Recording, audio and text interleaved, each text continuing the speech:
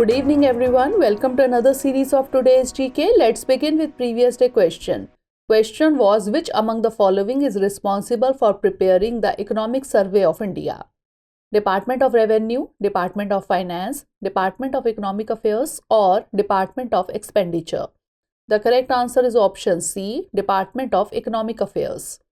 The Chief Economic Advisor or CEA has released the Economic Survey for the current financial year 2022-23 recently. The Economic Survey is prepared by the Economic Division of the Department of Economic Affairs under the guidance of the CEA. Once prepared, the survey is approved by the Finance Minister. Hence, option C is correct. The Economic Survey is a detailed report of the state of the national economy in the financial year that is coming to a close. The assessment and recommendations of the survey are not binding on the budget. However, it remains the most authoritative and comprehensive analysis of the economy that is conducted from within the Union government. The first economic survey was presented for 1950-51 and until 1964, it was presented along with the budget. The current CEA is V. Anant Nageshwaram. Now let's begin today's session. First question is, consider the following statements regarding the President's speech. 1. There is no set format for the President's speech. 2. This speech is written by the President. Which of the above given statement or statements is or are correct? 1 only, 2 only, both 1 and 2, or neither 1 nor 2? The correct answer is option A, 1 only. Ahead of the Union budget, the President of India addressed the joint sitting of Parliament for the first time. There is no set format for the President's or Governor's speech. Hence, statement 1 is correct. The Constitution states that the President shall inform Parliament of the cause of the summons. The address of the President follows a general structure in which it highlights the government's accomplishments from the previous year and sets the broad governance agenda for the coming year. The President's speech is essentially the government's viewpoint and is also written by it. Hence, statement 2 is not correct. Therefore, option A is correct. Usually in December, the Prime Minister's office asks the various ministries to start sending in their inputs for the speech. The President or Governor cannot refuse to perform the constitutional duty of delivering an address to the legislature. But there can be situations when they deviate from the text of the speech prepared by the government.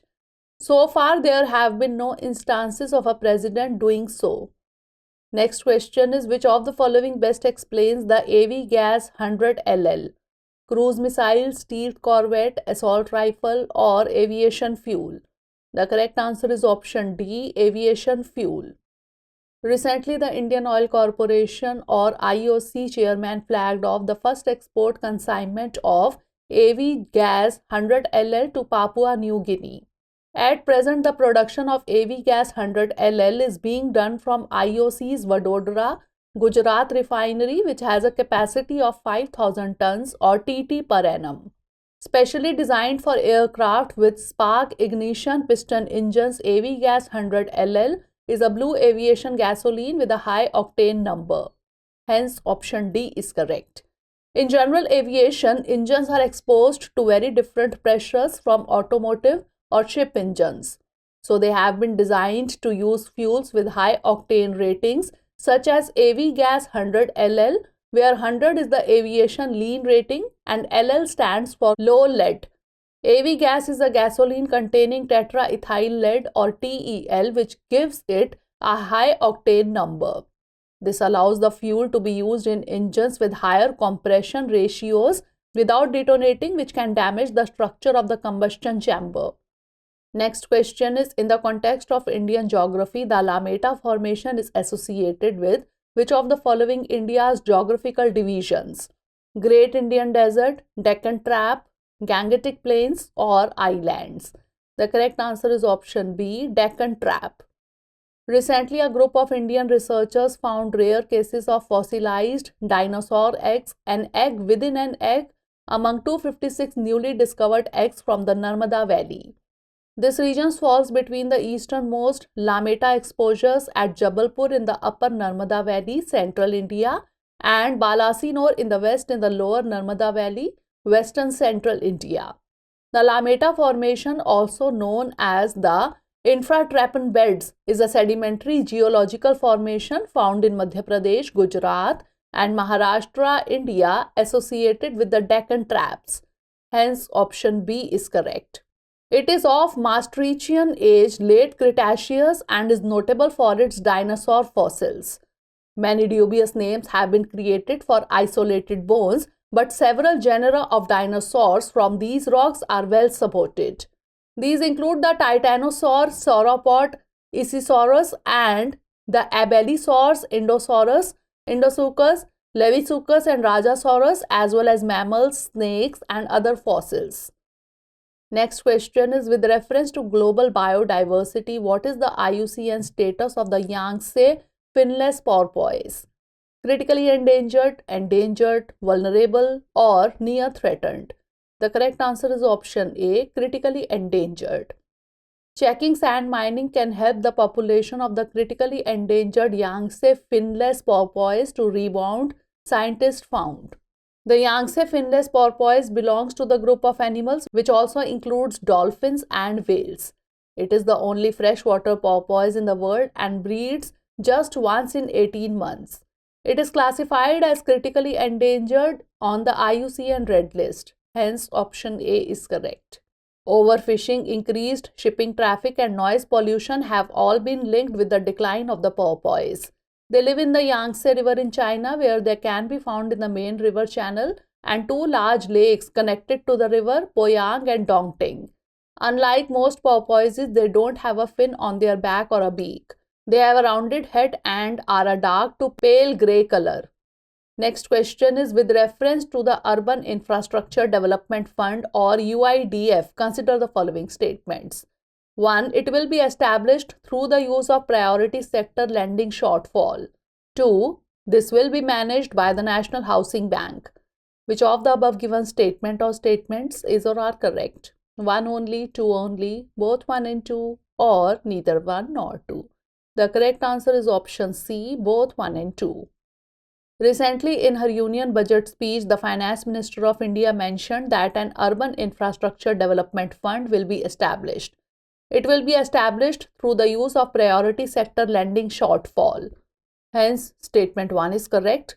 This will be managed by the National Housing Bank and will be used by public agencies to create urban infrastructure in Tier 2 and Tier 3 cities. Hence, statement 2 is also correct. Therefore, option C is correct. The cities will be incentivized to improve their credit worthiness for municipal bonds. This will be done through property tax governance reforms and ring fencing user charges on urban infrastructure. All cities and towns will be enabled for 100% mechanical desludging of septic tanks and sewers to transition from manhole to machine hole mode. The enhanced focus will be provided for the scientific management of dry and wet waste. Next question is, which among the following countries is or are not associated with the Horn of Africa region? Nigeria, Djibouti, Eritrea, or Ethiopia? The correct answer is option A, Nigeria. The Horn of Africa is experiencing the worst drought in 40 years and the fourth consecutive year of failed or below average rains. Horn of Africa is a region of Eastern Africa. It is the region that is home to the countries of Djibouti, Eritrea, Ethiopia, and Somalia. The broader definition includes countries like Kenya, Sudan, South Sudan, and Uganda also. Hence, option A is correct. The region contains such diverse areas as the highlands of the Ethiopian plateau, the Ogaden Desert, and the Eritrean and Somalian coast. It is home to the Amhara, Tigray, Oromo, and Somali peoples, among others. Its coasts are washed by the Red Sea, the Gulf of Aden, and the Indian Ocean. Next question is, which of the following is correct regarding electoral bond? All the political parties are eligible to receive electoral bonds. Electoral bond scheme came into being in 2018.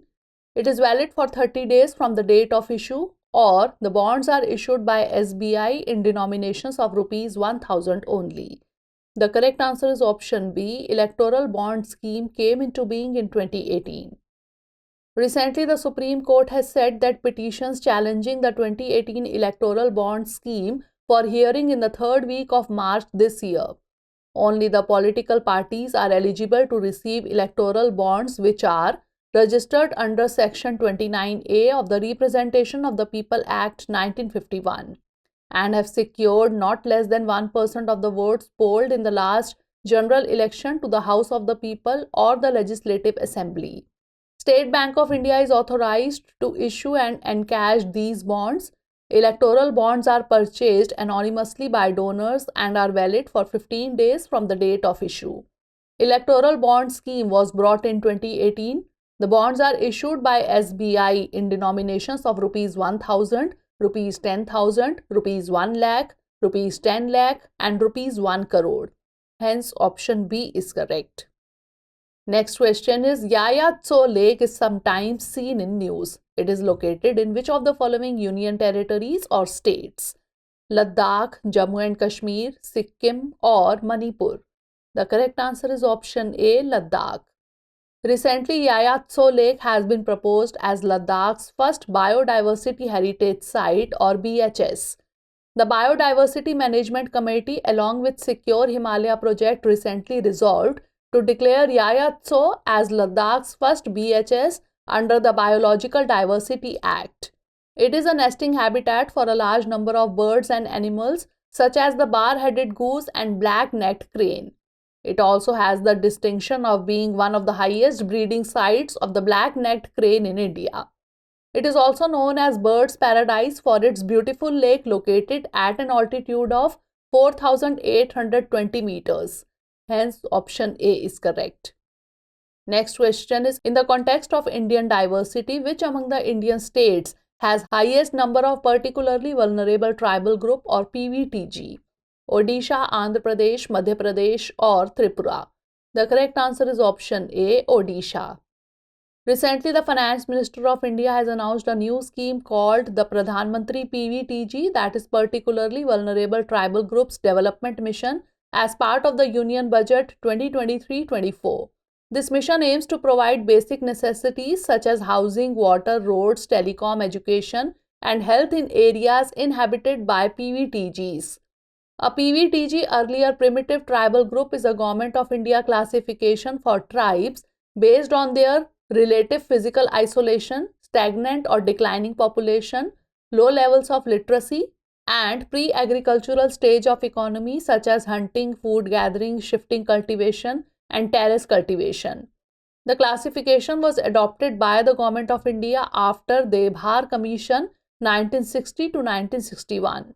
Of the 62 tribal groups in Odisha, 13 are recognized as PVTGs, the highest in the country. 75 tribal groups have been categorized by the Ministry of Home Affairs as particularly vulnerable tribal groups. Ministry of Tribal Affairs implements a dedicated centrally sponsored scheme or CSS, Scheme of Development of Particularly Vulnerable Tribal Groups. It aimed at planning for the socio-economic development of the PVTGs. Hence, option A is correct. Last question is, Popocatepetl volcano was recently in news due to its eruption. It is located in which of the following countries? Philippines, Mexico, Italy or Indonesia? The correct answer is option B, Mexico. Recently, Mexico's Popocatepetl volcano has erupted. It lies along the southern edge of the Mexican plateau. The first Spanish ascent of Popocatepetl is thought to have been made in 1522 by Hernan Cortes. After lying inactive for more than 70 years, Popocatepetl erupted in December 1994, causing an ashfall over Puebla. Volcanic activity recurred in March and October 1996 as well as in April 1997, and in December 2000, thousands of villagers were forced to evacuate after another eruption. Hence, option B is correct. Now it's time for the practice question. In the context of Indian environment and ecology, consider the following statements regarding Western Ghats. 1. It is one of the UNESCO World Heritage Sites. 2. It is not a biodiversity hotspot. Which of the above given statement or statements is or are correct? 1 only, 2 only, both 1 and 2, or neither 1 nor 2. Send the answer of this question in the comment section. Stay tuned for the next episode. Thanks for watching.